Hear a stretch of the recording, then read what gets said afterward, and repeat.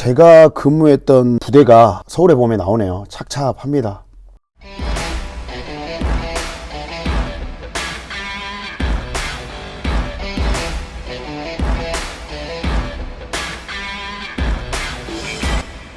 안녕하세요, ABC 코치입니다. 오늘 영화 리뷰 한번 해보려고 하는데요. 지금 극장가에 화제가 되고 있는, 올해 대한민국 영화계는 정말 참담했거든요. 극장 가서 볼만한 영화도 없었고, 사실 영화 관람 비용이 너무 올라가지고 이 돈 내고 이걸 봐야 돼? OTT에 조금만 있으면 나오는데? 이런 생각이 들더라고요. 그러다 보니까 극장을 안 찾게 됐고, 사실 볼만한 영화도 많이 나오지는 않았던 것 같은데, 올 연말이 돼서 대한민국 영화가를 이렇게 뒤흔들 만한 작품들이 나옵니다. 바로 서울의 봄이라고 하는 작품인데요. 지금 장난이 아니에요. 심상치 않습니다.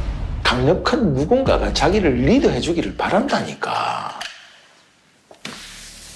실패하면 반역, 성공하면 혁명 아닙니까? 범죄도시가 1000만 갔잖아요. 범죄도시하고 흥행속도가 비슷한 것 같아요. 저번 주 수요일날 개봉을 했으니까 일주일 조금 넘었는데 230몇만 정도 돼요.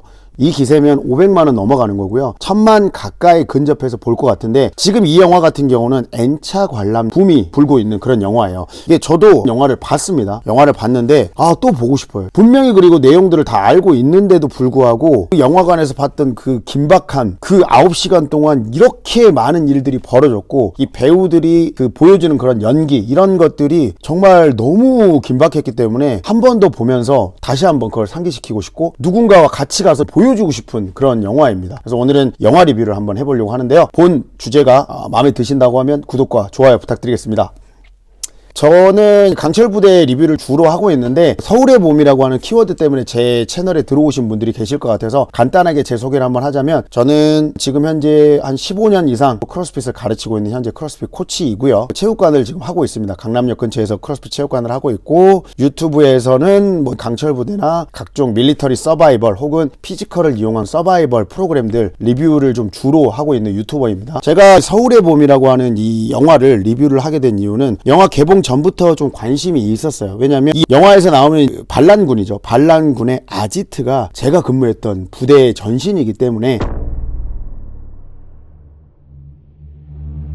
이 부분이 관심이 가고, 또 배우들 장난이 아니지 않습니까? 황정민 배우라든지 정우성 배우라든지 대한민국을 대표하는 배우들이 나왔는데, 거기에 나오는 조연급들이 주연급인 배우들이 너무 많아요. 배우들이 주는 그런 임팩트가 어마어마하고, 실제로 또 영화를 봤을 때 배우들의 그 연기력 정말 대단했습니다. 그래서 오늘은 이 서울의 봄에 대한 얘기를 할 건데, 최대한 스포를 자제하면서 얘기를 하려고 합니다. 사실은 이 내용에 대한 결말은 역사가 이미 스포를 하고 있기 때문에 다 알고 있을 거라고 생각을 해요. 그래서 최대한 서울의 봄과 관련된 주변 얘기를 한번 풀어보도록 하겠습니다. 우선은 감독 얘기를 안 할 수가 없는데, 김성수 감독이 이 영화를 맡았는데요. 정우성 배우랑 또 황정민 배우랑도 굉장히 좀 인연이 깊은 감독이에요. 특히 정우성 배우. 여러분들, 정우성이라고 하는 배우는 어떻게 생각을 하시나요? 대한민국을 대표하는 비주얼 영화 배우죠. 지금은 이제 연기력도 굉장히 좋아졌고, 저는 정우성이라고 하는 배우가 스타로 등극하는 그 시대를 경험했던 사람이거든요. 여러분들, 처음에 정우성이라는 사람을 영화에서 어디에서 보셨나요? 구미호? 꿈이니까 이래도 되는 거죠? 기억도 못하실 영화일 수도 있어요. 고소영하고 이 정우성 씨가 나왔던 구미호란 영화가 있는데, 저는 거기서 처음 봤거든요. 잘생겼다 그랬는데, 이 정우성 배우를 알린 영화가 있죠. 바로 두 글자. 뭐다? 비트. 이거는 사실 그 시대를 안 살았던 사람들도 알 거고요. 비트에서의 정우성의 외모는 그냥 빛이 나다 못해. 그냥 이거는 말할 필요가 없이 너무 멋있었죠.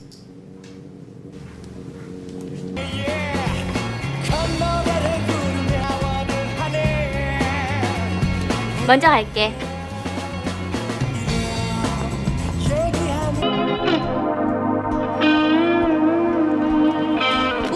비트라는 허영만 작가의 만화 원작인데, 정우성이라고 하는 배우를 알린 영화라고 할 수 있거든요.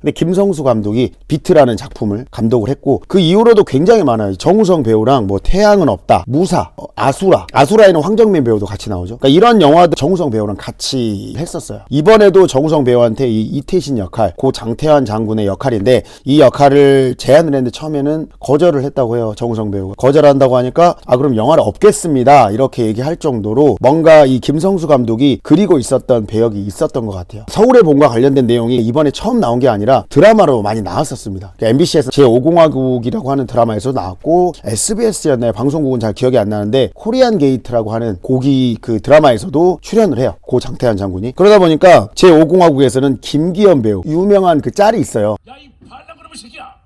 니네 그 꼼짝하겠어? 내 지금 전차를 몰고 와서 니놈들을 머리통을 다 날아버리겠어! 역장남의 새끼는!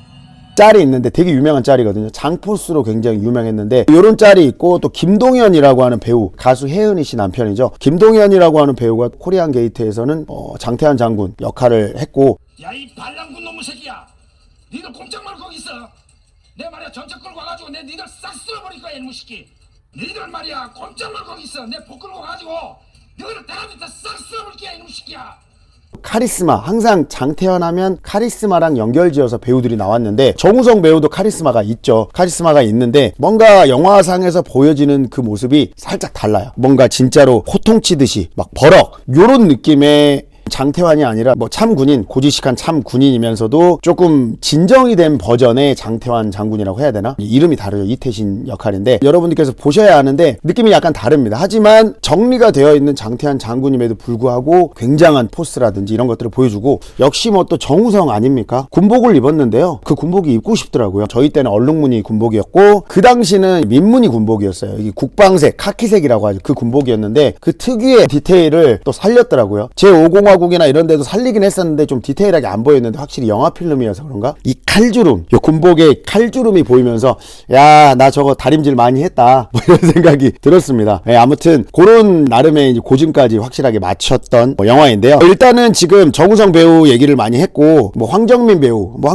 같은 경우는 역대 전두환 가장 기억에 남는 사람은 제5공화국의 이 이덕화 배우가 열연을 했던 전두환 역할인데 5공화국 같은 경우는 느낌이 대사를 칠 때 성대모사를 하는 느낌? 막 특유의 고 전두환 전 대통령 특유의 그 본인은 막 이런 거 있었잖아요. 이런 느낌으로 본인은 뭐야 막 이런 식으로 약간 성대모사를 하는 느낌이었거든요. 황정민 배우는 그런 느낌은 아니에요. 뭐 성대모사를 하는 게 아니고 그냥 자기만의 전두광을 연기를 합니다. 그런데 정말 배우다. 황정민 특유의 그 연기거든요. 비슷해요. 재질이 비슷한데도 불구하고 와 진짜 이게 막 뭔가 화가 나고 야 정말 악독하고 야비하게 정말 연기를 잘하더라고요. 그런 부분들이 지금 챌린지 붐이 일어나고 있죠. 심박수 챌린지. 서울의 봄을 보면서 최대 심박수가 몇 가지 올랐는지 그 심박수 인증 챌린지를 하고 있는데 더 올리게 되는 그런 계기가 아닐까요? 여기 뭐 예고편에도 나왔지만 실패하면 반역, 성공하면 혁명 아닙니까? 뭐 성공하면 혁명, 실패하면 반역 아닙니까? 하면서 이렇게 입술을 이렇게 부르르르르 떨잖아요. 얼마나 몰입을 해가지고 연기를 했냐는 그 말이에요. 그 대사를 치기 전과 후에 전두광 역할이 해준 그 연기는 정말 엄청났습니다. 그리고 뭐 정말 흠잡을 수가 없을 정도로 각 배우들이 배역에 맞게 연기를 너무 잘했어요. 근데 이제 제가 리뷰를 하게 된 이유가 아까 얘기했지만 제가 근무했던 부대에 전신이 나왔다고 했었잖아요. 예고편에 쿠데타를 일으키는 반란군들이 모여있는 그 아지트장 나와요.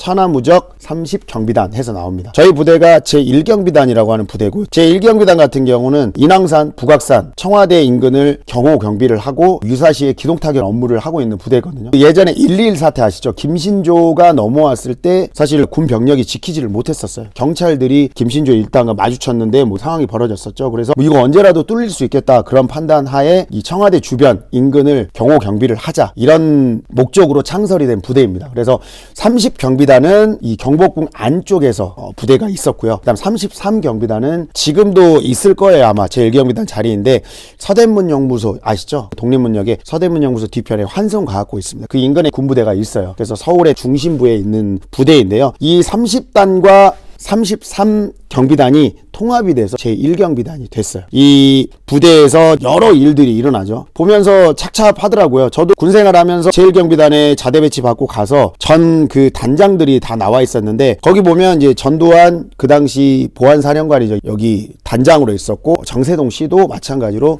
이 30경비단 단장이었습니다. 이런 부분들을 보면서 역사적으로 이런 인물들이 여기에 단장이었구나. 그리고 뭐 부대 자대 배치하면서 들었던 얘기가 별 달기 전에 무조건 여기를 찍고 간다고 합니다. 대령급들이 여기 경비단의 단장을 맡으셨는데 아주 주요 요직이라고 얘기를 합니다. 그래서 이런 부분들을 보면서 여기가 정말 온상이었구나. 제가 주둔했던 곳은 원래 33단 자리예요. 30단 자리는 김영삼 대통령이 문민정부가 출범을 하면서 하나회를 척결을 합니다. 군 내부에 있는 하나회 인사들을 다 배제시켜버리고 척결을 하는 상황이 벌어지면서 부대가 해체가 됐죠. 부대가 해체가 되면서 30단과 30경비단이 통합이 돼서 제1경비단으로 이렇게 만들어지는 과정이 되거든요. 그래서 경복궁 안에서는 그때는 30단 인원들, 군인들이 있었지만 그 이후에는 그 자리에 전경이 들어갔어요. 제가 그걸 왜 하냐면 제가 이제 군부대 제가 근무를 할 때 제1경비단의 기동타격 소대에서 근무를 했었는데 이 기동타격 소대가 뭐 말씀을 드릴 수는 없지만 청와대 인근입니다. 그 경복궁 인근, 청와대 인근 굉장히 근접한 곳에 저희 막사가 있었고 거기에서 근무를 했는데 저희의 이제 역할 자체가 대통령의 경호 경비를 하는 거예요. 외곽 경호를 하는 건데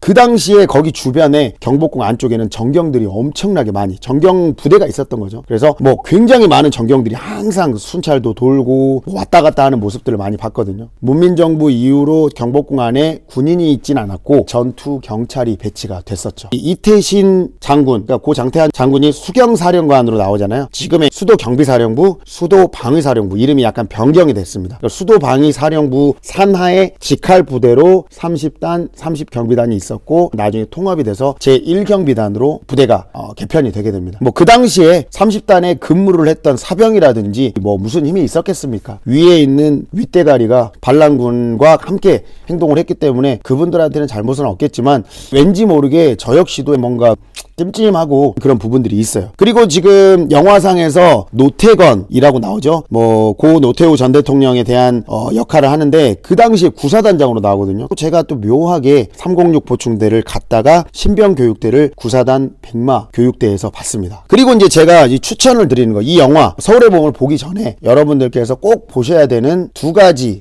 내용들이 있는데 한 가지는 이 사건에 대한 사실에 입각한 내용들을 확인하고 싶으시면 그 꼬꼬무라고 있어요. 꼬리에 꼬리를 무는 이야기. 꼬꼬무를 검색하셔가지고 뭐 12.12 사태 검색을 하시면 꼬꼬무 2 1화에 나와요. 12.12 사태에 대한 내용이 한 20분짜리 클립이 있거든요. 요거를 한번 보시면 아마 이해가 좀 잘 되실 거예요. 그 다음에 옛날 드라마를 편집을 해가지고 이 유튜브에 올려놓거든요. MBC 채널에 있던데 제5공화국을 검색하면 많이 나옵니다. 한 40화 정도 되거든요. 거기에 보면은 12.12 사태에 관련된 내용들이 나와요. 이런 나오는 내용들이 있는데 한 몇 편인지 기억이 안 나는데 6편에서 한 7편, 한 3, 4편 정도가 이 내용에 대해서 이제 구체적으로 나오거든요. 그 상황에 대해서. 그래서 이런 부분들도 보시면 좋을 것 같아요. 보고 가서 이 영화를 봐도 사실은 이름들이 바뀌어버리기 때문에 조금 헷갈리는 부분은 있습니다. 이게 역사에 관심이 있는 분들은 잘 알겠지만 그런 거에 관심이 없는 분들은 사실은 이 모든 인물들을 다 알 수가 없거든요. 그렇기 때문에 한번 보고 가시면 조금 더 이해가 잘 되실 거고요. 보고 갔다고 해서 영화 내용이 다 알고 있는 내용이다 이런 생각은 안 하셔도 돼요. 그 영화가 주는 임팩트라든지 배우들이 주는 연기력이 정말 대단하고요. 사실 이 영화를 보면서 느꼈던 게 신파, 한국 영화 특유의 눈물 감동을 짜내려고 만드는 신파 느낌이 거의 없어요. 근데 뭔가 그런 찡한 느낌이 있어요. 정우성 배우가 연기하는 그 이태신이라고 하는 배역이 어떤 상황에서 나오는 장면이 있습니다. 뭔가 정말 화가 나는 것보다 저는 좀 찡한 느낌이 있었어요. 그리고 실제로 이 영화 내용이 완벽하게 실제 사건과 매칭이 되지는 않아요. 맨 마지막에 장면이 있어요. 이 장면은 이 내용이 이제 추가가 된 거죠. 제가 디테일하게 얘기를 드리기는 어렵지만 모든 내용이 다 사실이라고 하기는 그렇고 감독의 주관적인 판단에 의해서 추가가 된 장면들이 있다라는 거. 그래서 이 내용 전체가 무조건 사실이다 라고 생각하지는 마시고 뭐 물론 중요한 내용들은 다 사실이에요. 근데 뭐 마지막에 반란군과 수도경비사령부의 병력들이 대치하는 장면들이 있는데 이런 부분은 픽션이라고 보시면 될 것 같습니다. 그래서 이런 것들에 대한 나름대로의 또 팩트 체크도 한번 해보시면서 이 영화를 관람을 하시면 더 재미있게 보실 수 있을 것 같아요. 여기에서 이제 중요한 인물들이 나오죠. 고 김호랑 중령, 그 당시에는 소령이었는데 돌아가시고 나서 계급이 올라갔죠. 정혜인 배우가 나와요. 요새 그런 말이 많습니다. 이등명에서 어떻게 갑자기 소령으로 갔냐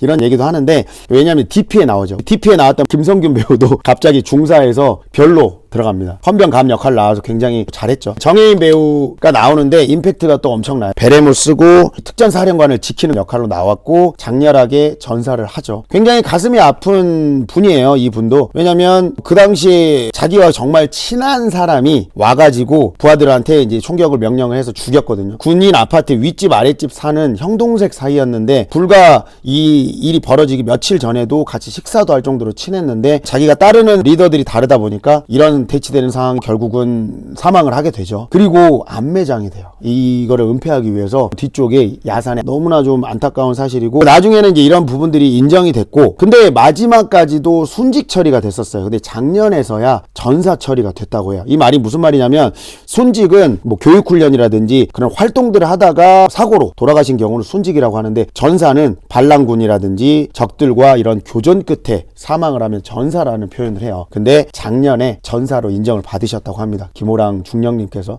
그래서 이런 역사적인 배경도 알면 더 영화를 볼 때 재미가 있고요. 고 김호랑 중령님의 사진들이 공개가 되는데 굉장히 잘생겼습니다. 너무 멋있습니다. 그리고 여기에서 또 한 명 나와요. 육군 벙커를 지키다가 사망한 사병이 나옵니다. 정선엽 병장이라는 분이 나오는데, 이 정선엽 병장에 대한 내용은 꼬꼬무 시작하자마자 나와요. 그래서 이 반란군들이 공격을 하고 그때 육군 벙커를 지키다가 이제 전사를 하시게 되거든요. 고 정선엽 병장. 이분을 또 찾아보니까 저희 고향 선배님이시고, 또 고향만이 뿐만이 아니라 제가 나왔던 대학교 선배님이시더라고요. 조선대학교 전기공학과 출신이신데 저는 이제 조선대학교 산업공학과 출신이거든요. 전역을 불과 3개월 정도 남긴 상황이었는데 진돗개 하나가 발령이 되는 그 상황에서 원래는 근무 투입에 일병이 투입이 되기로 돼 있었다고 해요. 근데 일병이 투입되기로 한 그 부분에 대해서 이런 상황에서 어떻게 일병을 보내느냐, 내가 나가겠다라고 하면서 갔고 결국은 전사를 하셨습니다. 굉장히 마음이 아픈 부분이고, 그 당시에 고 정선엽 병장의 군인 정신 그리고 사명감, 이런 것들이 굉장히 돋보이는 그런 상황이에요. 정선엽 병장 같은 경우도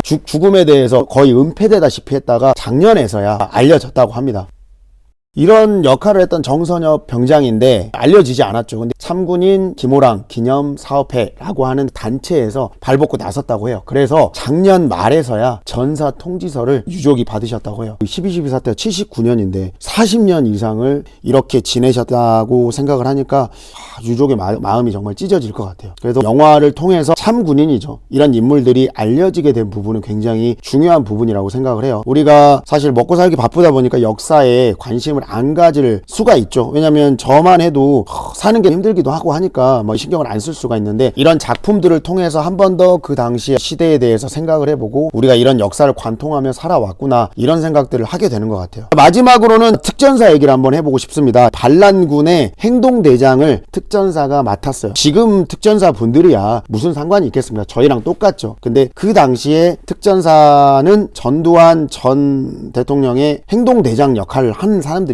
친위 부대처럼 활용을 해요. 그래서 반란군의 주도적인 역할을 한 게 특전사 1, 3, 5 공수, 구공수만 가담을 안 했죠. 전두환 전 대통령이 특전사 출신이다 보니까 특전사 출신의 하나의 멤버들이 많았고, 이 하나의 멤버들이 이끄는 공수부대가 반란군에서 위협을 가하는 역할들을 했거든요. 안타깝습니다. 어쨌든 특전사는 전두환 전 대통령과 더불어 가지고 암흑의 그런 역사들이 있죠. 충정훈련을 시켜서 5.18에 투입이 돼서 많은 광주 시민들을 죽이고, 이런 역할들도 특전사에서 하게 되는데, 그 당시에 특전사에서 근무했던 분들과 제가 소통을 할 수는 없겠지만 강철부대 리뷰를 하면서 박원정 예비역 중사가 또 특전사 출신이에요. 특전사에 대한 자부심이 굉장히 많은 사람으로서, 그리고 특전사의 후배로서 입장이 어떤지, 이런 내용도 제가 인터뷰를 한번 해보려고 합니다. 암흑의 역사에 대한민국 최고의 특수부대가 함께했구나, 참 이 안타까운 현실이었습니다. 성공한 쿠데타는 처벌할 수 없다. 사형을 받았지만 정치적인 부분 때문에 석방이 되고 천수를 노리다가 돌아가셨죠. 이 부분에 대해서 처벌이라고 얘기를 해야 될까요? 영화를 보시고 여러분들께서 한번 판단해 주시면 좋을 것 같습니다. 저는 한 번 더 영화를 보려고 합니다. 여러분들 많이 보셔가지고 이 영화가 알려지고 1000만 관객이 돌파해서